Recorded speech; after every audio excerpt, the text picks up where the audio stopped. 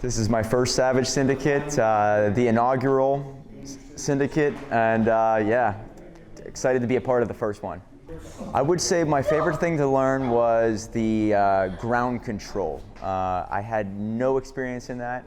I've been able to hit the bag quite a bit in my day, but never did any ground experience. So taking people and doing the side control and having some submissions under my belt, definitely something that I will take with me and maybe use in the future, maybe not, but at least I have it. So the questions I had were, what do I do when I get hit in the face? Like, what is my first initial response? Another thing was, whenever I get into a fight, what is my go-to move? You know, when I first came here, I kept thinking, maybe I take people to the ground right away because I'm a shorter guy and I can get inside and I can take them down. Well, after one day, I realized that all my original thoughts were wrong. Everything I was thinking going into it, like my plan of attack, was incorrect. So it exposed my weaknesses in that aspect. And I would say that once I was able to kind of put together a map, if something does go down, what is my initial thought? It probably puts my mind at ease more so than ever before, because now I know the correct way to throw a punch, the correct way to take somebody down, the correct way to put somebody in a submission hold without getting myself in trouble. So just by having a little bit more certainty and a little bit more clarity does make me more of a peaceful warrior, if you will. Yeah, self-defense means a lot more now than it ever did. Before, I kept thinking, I can see red for 2 minutes. I can get insane for 2 minutes and I can fight my way out of anything. Then I realized, talking to some experts, that they'll use all that energy against me. So self-defense is more about having a plan, having some type of like emotional control of what you will do when bad things happen, because this world is not getting safer. I really believe that you're learning about the haves and have-nots, and it's only going to get worse.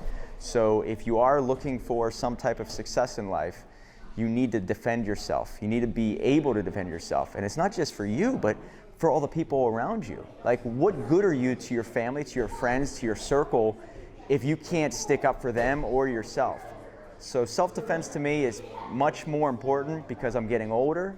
I'm building a business that I'm very proud of. And so you need, as an extra tool in your belt, to have something to defend yourself from all of the other attacks coming your way. And that's what it means to me. I would definitely come back. I'm looking forward to the next event.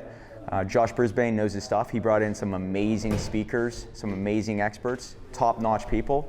And so you could trust the people who are teaching you what they know. I mean, Ian McCall, Alex Aguilar, these are individuals who are the best of the best.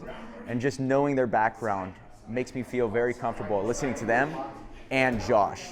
And so what I've realized is that, you know, my pursuit of success and building a business and all this other stuff, it's all great, but if I can't defend myself, or if I'm not able to go to sleep at night with like some type of serenity and that peaceful feeling that I can control myself if something goes down, then what's it all worth? So I will definitely come back, not only because I love the camaraderie and the experts and all the advice that I'm taking, but to better my game and to learn a little bit more about becoming a savage, you know, to protect me and my family. Man, I would like to thank Josh for putting this event together. It's been amazing, getting to know you more. I've helped him with his book and got to read his book and get to know all of his backstories and work with him in a mastermind.